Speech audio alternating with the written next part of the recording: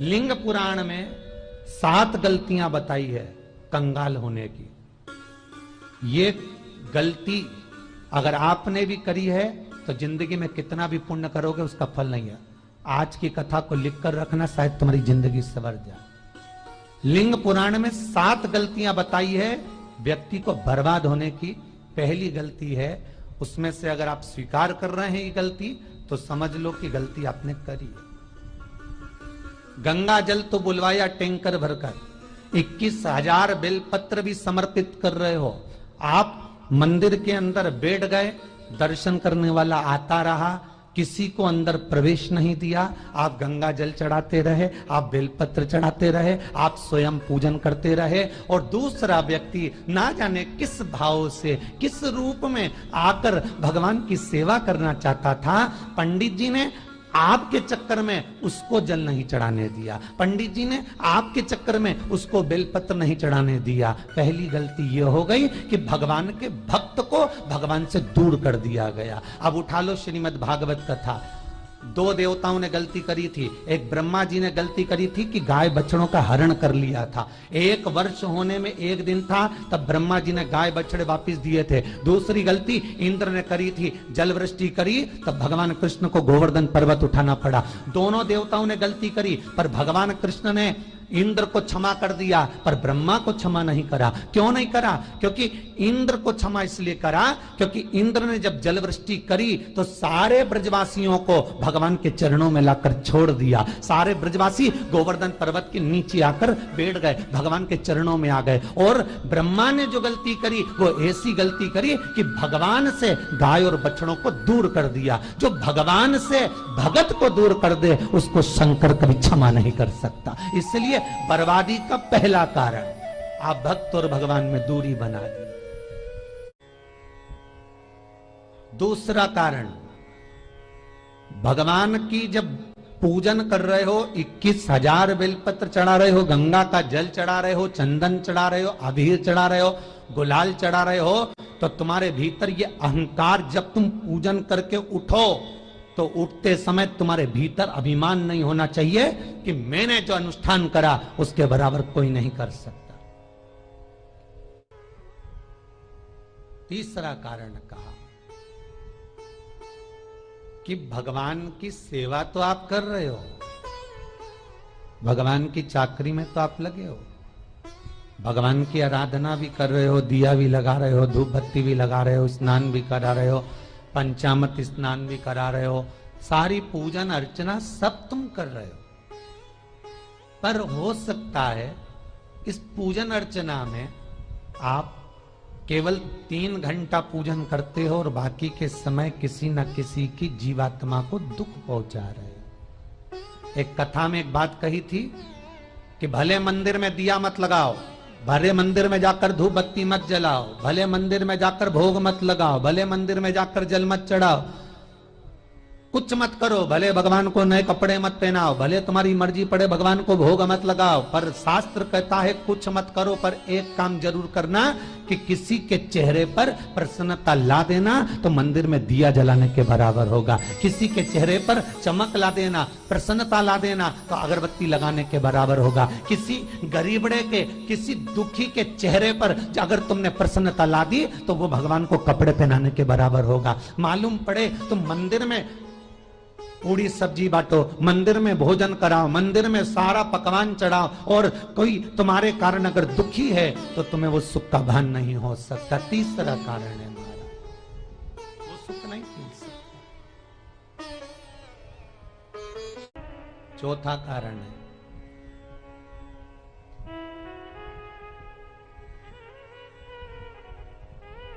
महाराज, जिस मंत्र को पढ़ा जा रहा है, जिस मंत्र का स्मरण किया जा रहा है,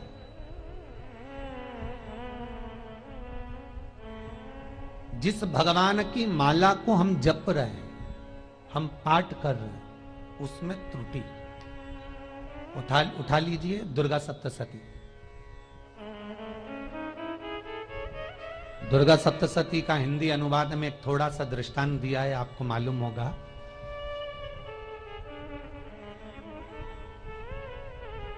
एक जजमान सप्तशती का पाठ कराते थे नवरात्रे में। नवरात्रे पूरे होते थे और उनकी पत्नी मर जाती थी। सप्तशती के अंदर लिखा है, बहुत ध्यान से सुनिएगा। दुर्गा सप्तशती का पाठ कराते थे और पत्नी नवरात्रे के बाद 4 महीना 3 महीने के बाद मर जाती थी। बहुत दुखी था सेठ। एक शादी करी, दूसरी करी, तीसरी करी, चौथी करी, चौथी पत्नी भी मर गई। बहुत दुख हुआ। आज वो गुरुजी के पास चले गया, गुरुदेव, गुरुजी, गुरुदेव, गुरुदेव। गुरुजी बोले क्या हो गया? सेठ जी बहुत दिनों के बाद आ रहे हो, क्या बात है गुरुदेव? मेरे को एक बात समझ में नहीं आती कि मैं नवरात्रे में सप्तशती का पाठ कराता हूं, देवी जी का यज्ञ करवाता हूं, माता रानी को चूनर पहनाता हूं, उनको सुंदर बिछुड़ी, पायल, चुनरी सब पहनाता हूं, कन्याओं का भोजन करवाता हूं, भंडारा करवाता हूं, जवारे बोता हूं, अखंड ज्योत लगाता हूं, पर नवरात्रि जैसी पूरी होती है उसके 2 महीने 3 महीने बाद मेरी पत्नी क्यों मर जाती है? 4 पत्नियां मेरी मर चुकी हैं, 5वीं मैंने शादी करी है। गुरुदेव आप कृपा करिएगा, कुछ तो बता दीजिए, कुछ करुणा कर दीजिए। गुरुजी बोले जब तू सब कुछ अच्छा कर रहा है, जोत भी जला रहा है, कन्या भोज भी करा रहा है, चुनरी भी चढ़ा रहा है, भंडारा भी कर रहा है, जोत भी लगा रहा है, जवारे भी बो रहा है, माता रानी की सेवा भी कर रहा है, अखंड रात्रि व्रत कर रहा है, सब कुछ तूने करा, यज्ञ भी करा, फिर तेरी पत्नी क्यों मर सकती है? ऐसा हो ही नहीं सकता। नहीं गुरुदेव मेरी 5वीं शादी है गुरुदेव, अब की बार आप कृपा करिए। गुरुजी ने कहा तेरे पंडित जी को अनुष्ठान पर बुला, मैं कमरे में बैठकर सुनूंगा सप्तशती का पाठ, तब मैं ध्यान करूंगा। गुरुजी अंदर के कमरे में जाकर बैठ गए, ब्राह्मण पाठ करना प्रारंभ करा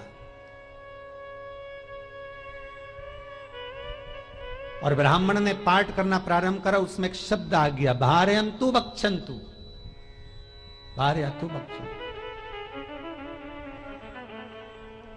उसमें बोलना था भय पीड़ा को, हे जगत जननी तू भक्षण कर जा, पर ब्राह्मण बोलता था भार्या तू भक्षण तू, मेरी पत्नी को, मेरी भार्या को तू भक्षण कर दे। पंडित जी जैसे ही बोले गुरुजी बाहर निकल कर आ गए।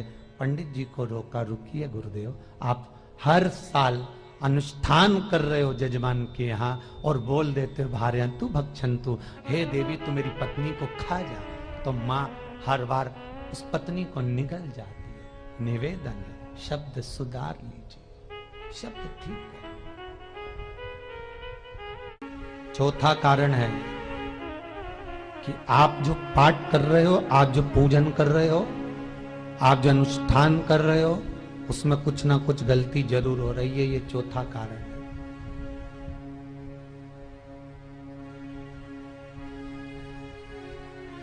एक बार पूरे घर के लोगों को बिठाओ, अपने घर के लोगों को, मम्मी से पूछना मम्मी तुम कौन कौन सा पाठ करती हो? एक बार मम्मी से पूछना, फिर एक बार पापा से पूछना, पापा आप कौन कौन सा पाठ करते हैं सुबह?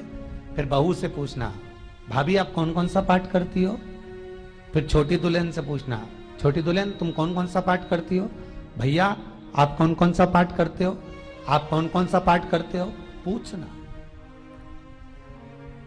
जब घर के अंदर बड़ी बहू अलग तरह का पाठ कर रही है, छोटी बहू अलग तरह का पाठ कर रही है, मंजली बहू अलग तरह का पाठ कर रही है, माँ अलग तरह का पाठ कर रही है, पति अलग तरह का पाठ कर रहा है, तो उसका जो प्रभाव है, कौन सी चीज कहां टकरा रही है जिसके कारण घर में रोग इतना है कि कोई सही होने वाला ही नहीं है। अब तुम कहो कि सीवर वाले गुरुजी ने उपाय बताया, हमने बहुत करा, पर सही क्यों? तो सही क्यों नहीं हो रहा है? उसका कारण है या तो बड़ी बहू जो पाठ कर रही, या सास जो पाठ कर रही, जो पति जो पाठ कर रहा है, नाते जो भी उस घर के अंदर रहकर जो पाठ अर्चना कर रहा है, उसमें जरूर कुछ ना कुछ ऐसा हो रहा है जिसके कारण वो काम नहीं कर पा रहे। उसमें कुछ ना कुछ गलती हो रही है जिसको तुम समझ नहीं पा रहे, जिसको तुम अपने आप को बहुत विचार करते हो कि मेरे बराबर कोई नहीं कर सकता, मैं शंकर की भगत, मैं राम की भगत, मैं कृष्ण की भगत, मैं जो करती हूं बहुत अच्छा करती हूं, मैंने जो किया बहुत अच्छा करा, पर हो सकता है उसी कारण आपको दुख झेलना पड़ रहा।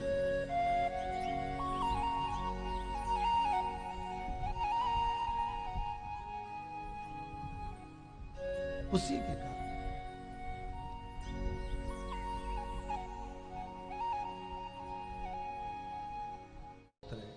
महाराज, हमने जो दान किया, हमने जो पुण्य किया, हमने जो सत्कर्म किया, वो किस जगह पर लगा? पांचवा सूत्र,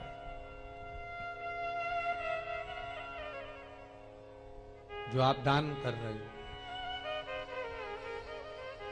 जो आप पुण्य कर रहे हो, सत्कर्म कर रहे हो, वो किस जगह पर लगा? ये पांचवा सूत्र। फिर निवेदन करेंगे, गाय, बेटी और लक्ष्मी 50 बार विचार करना, तब किसी को देना। बेटी किसी ऐसे को मत ब्याह देना जो जुआ खेलता हो, मदिरापान करता हो, मांसाहार करता हो, वेश्यावृत्ति करता हो। वो बेटी का सम्मान नहीं करेगा, बेटी रोएगी तो कन्यादान करने वाले को रोना पड़ेगा।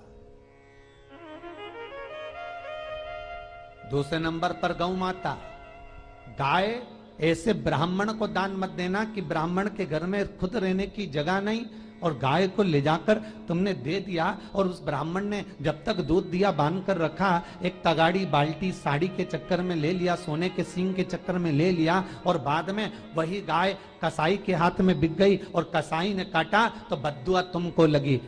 बेटी, गाय और लक्ष्मी, पैसा भी किसी ऐसे भिखारी के कटोरे में मत दान देना कि जिसने ले जाकर मदिरापान में लगा दिया, जुए में लगा दिया, वेश्यावृत्ति में लगा दिया। अगर जिस भिखारी के कटोरे में पैसा दिया उसने शाम को ले जाकर मदिरापान में, जुए में लगा दिया, तो लक्ष्मी रोती है कि तूने मुझे गलत जगह पर दिया है, इसलिए अब तुझे रोना पड़ेगा। तब व्यक्ति को रोना पड़ता है, फिर व्यक्ति रोता है। गाय, बेटी और लक्ष्मी 50 बार विचार करो, क्या सही जगह पर दे रहे हो? और अच्छी जगह पर दोगे तो संपदा भी बढ़ती है, सुख आता है। अगर बेटी सुखी रहेगी तो मायके के लोग सुखी रहेंगे, गौ माता सुखी रहेगी तो संसार सुखी रहेगा। और आपने जो धन दिया, आपने जो पैसा दिया किसी भिखारी के कटोरे में, अगर उसने गलत जगह पर लगाया तो रोना तुमको पड़ेगा। किसी आजकल के भिक्षुकों को अगर रोटी दे दो तो लेते ही नहीं, आटा दो तो नहीं लेते।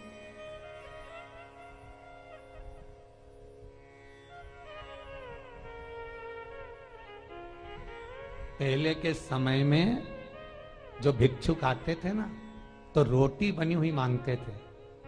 बूढ़ी बूढ़ी माताएं जानती होंगी, चिमटा बजाकर, घुंघरू बजाकर कहते थे भोजन, तो 2 रोटी निकाल कर दे दी जाती थी घर से। लो बाबा, तो माता इतना प्रेम रखती थी, केवल रोटी नहीं देती थी, बाबा बैठो हम सब्जी ला कर देते। इतना प्रेम था बुजुर्ग माताओं का, बैठो। और आज के जमाने में अगर रोटी दे दो तो फेंक दे नली में ले जाके, पैसा चाहिए। क्यों? शाम को पीने के लिए चाहिए ना, मदिरा पान के लिए, मांसाहार के लिए, जुए के लिए, वेश्यावृत्ति के लिए धन चाहिए।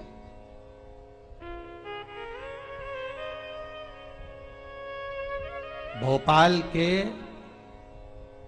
और इंदौर के, इंदौर का राजवाड़ा चौराया और भोपाल का लाल घाटी चौराया, इन दोनों चौराहे पर इतने से बच्चे लोग भीख मांगते हैं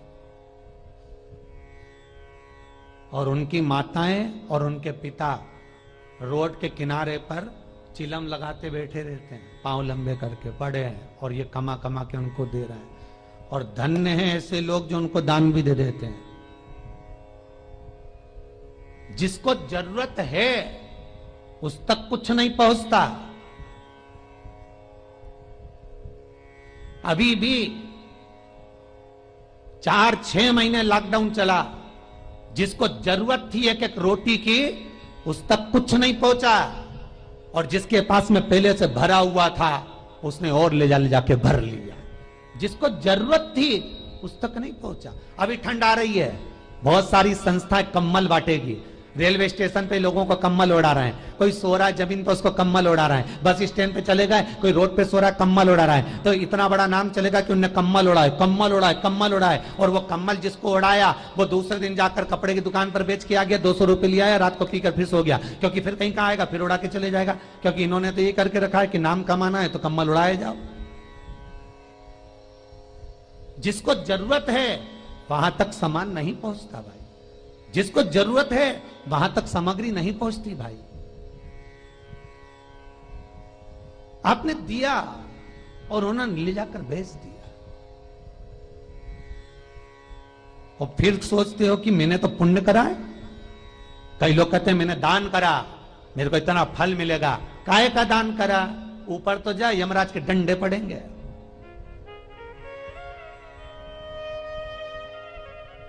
रेल में, ट्रेन में आप बैठ जाओ, रिजर्वेशन कोच में छोटे छोटे लड़के आते हैं, अपना कपड़ा उतारते हैं। सही बोलना रे भाई, जितने लोग टीवी पर कथा सुन रहे हो, छोटे छोटे बच्चे अपना कपड़ा उतारेंगे और पोछा लगाएंगे रेल की बोगी में। जब गवर्नमेंट ने स्वीपर रख रखे हैं तो तुम्हें अंदर आने का किसने कहा? कौन ने कहा कि तुम अपना कपड़ा उतार के पोछा लगाओ? और वो अपने शरीर का कपड़ा उतार कर पोछा लगाता है, आपके आगे हाथ फैलाता है, आप एक एक 2-2 रुपए दे देते हो। वो अगले स्टेशन पर उतरता है, कोई सूंघने की सामग्री लेता है, सूंघ सूंघ के वो बर्बाद हो जाता है और कहीं कूद कर मर जाता है। उसके मरने में 1 रुपया तुम्हारा भी लगा है, इसलिए नरक तुमको भी भोगना पड़ेगा, क्योंकि उसके मरने में तुमने हेल्प करी है।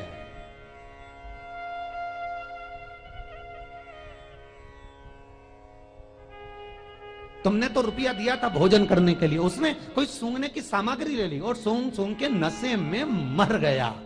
उसके मरने में 2 रुपए तुम्हारे हैं, 1 रुपए तुम्हारा है, तो भोगना तो तुमको भी पड़ेगा ना।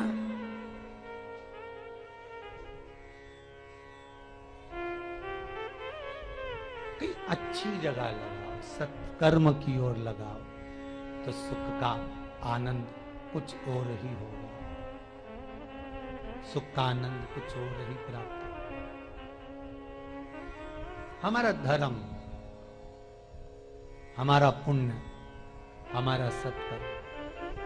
5वां कारण अपनी पुस्तिका में लिखकर रखना, तुम्हारे दुख का 5वां कारण क्या है?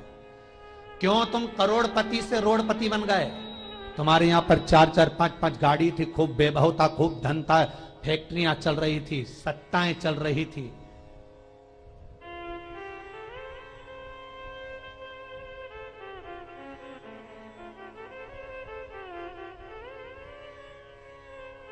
खूब सत्ताएं थी, खूब वैभव था, खूब धन था,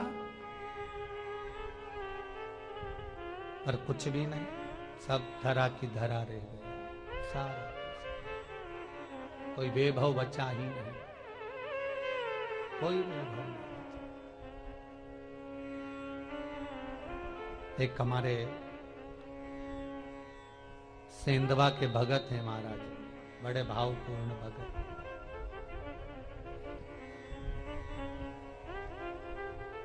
वो कहे गुरुजी हम बड़े दुखी हैं, बड़े कष्ट में।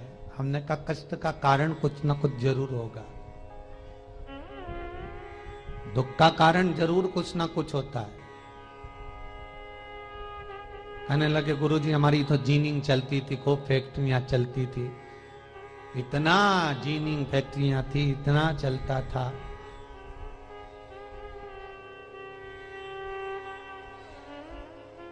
इतनी जीनिंग चलती थी, इतनी फैक्ट्रियां चलती थी, गुरुदेव बहुत दुखी हो गए। हमने कहा दुख का कारण, जो ये 7 कारण है शिव महापुराण के, लिंग पुराण में जो 7 कारण बताए हैं दुख आने के, जब फैक्ट्रियां अच्छी चल रही, जीनिंग अच्छी चल रही, व्यापार अच्छा चल रहा है, तो 7 कारण बताए हैं कि आप उन 7 कारण में से कोई कारण आपके साथ में हुआ है जिसके कारण आप रोड पर आ गए, करोड़पति से रोडपति बन गए।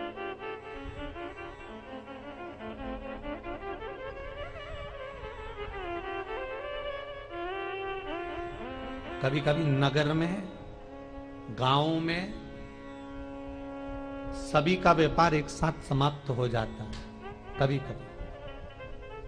कभी गांव में, नगर में सबका व्यापार एक साथ समाप्त हो जाता है, सबका व्यापार एक साथ ही खल्लास हो जाता है, समाप्त, सभी कर्जे में हो जाते हैं। तो समझ लेना कि उस गांव के खेड़े का देव महादेव, उस गांव का खेड़ापति भगवान शंकर, उस गांव का शिव जरूर रुष्ट हुआ है, जरूर रुष्ट हुआ। उसको मनाने का प्रयास करो, जिससे अपनी नगर, अपना गांव फिर उन्नति की सीढ़ी पर चढ़ जाए। पांचवा कारण मंत्र जाप को, अर्थात तुम्हारा फिर निवेदन, गाय, बेटी और लक्ष्मी 50 बार विचार करना, तब देना, नहीं तो मत दे, मत दीजिए।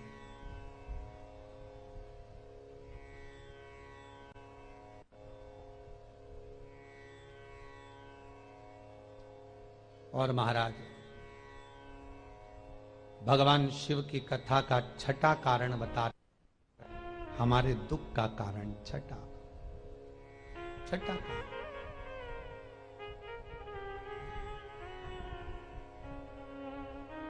आदर सम्मान में कमी। घर के जो बड़े हैं, घर के जो बुजुर्ग हैं, घर के जो आदरणीय हैं, उनका सम्मान नहीं कर पाए। सुंदर कहा, जिस घर में माँ बाप की इज्जत नहीं होती, उस घर में देखना कभी बरकत नहीं होती।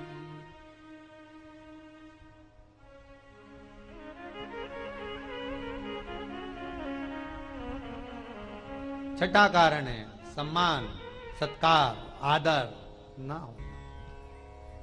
जब धन, सातवां कारण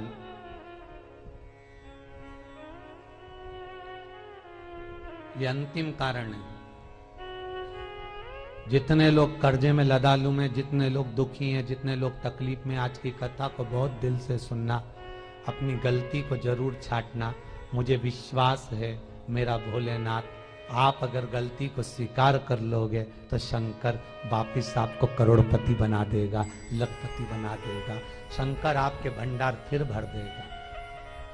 7 कारण में से अपनी गलती को जरूर छांटना साहब कि आपने गलती कौन सी करी, और अपनी गलती को छाट ले, यही सबसे बड़ी बात है ना। लोग सुनने के बाद भी नहीं छाटेंगे, नहीं मैंने तो कुछ करा ही नहीं, मैं तो कुछ कर ही नहीं, बस मैं ही तो है, हरी जगदम्बा वो मैं ही फंसा है बीच में।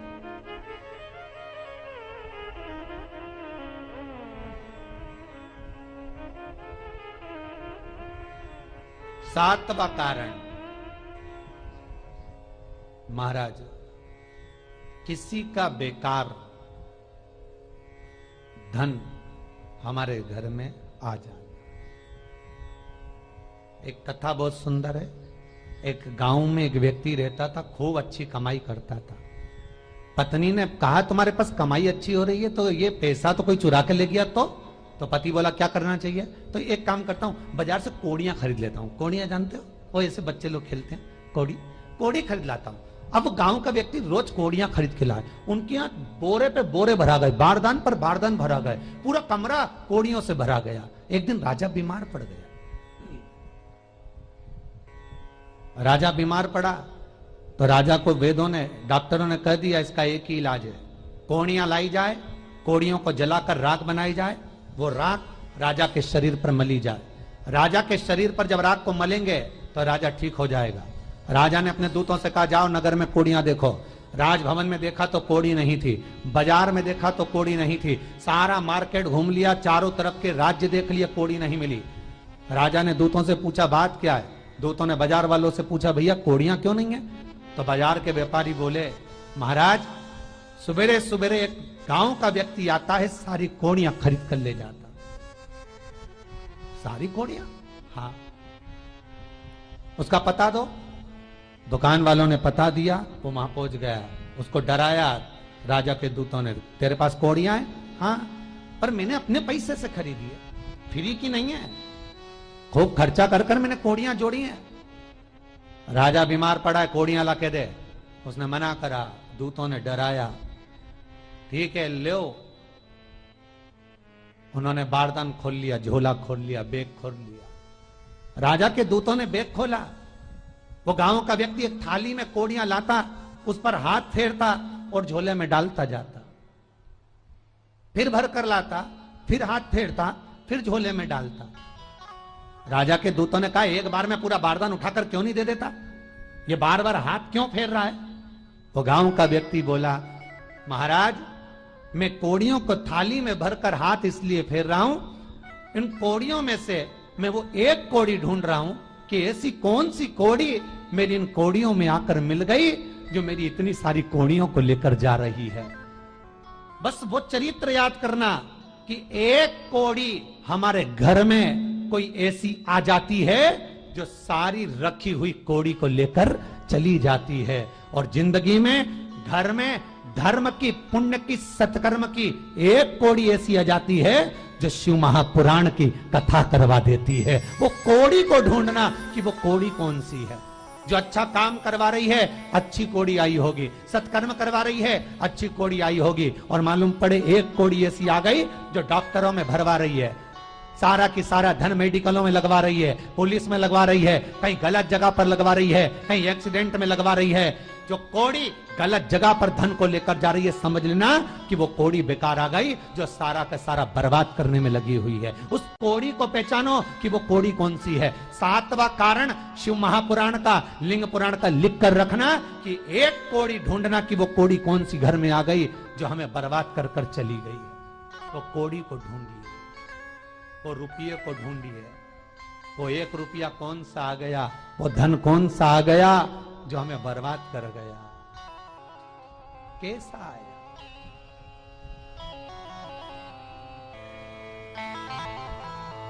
धन कौन सा आ गया ऐसा जो हमें बर्बाद कर दे।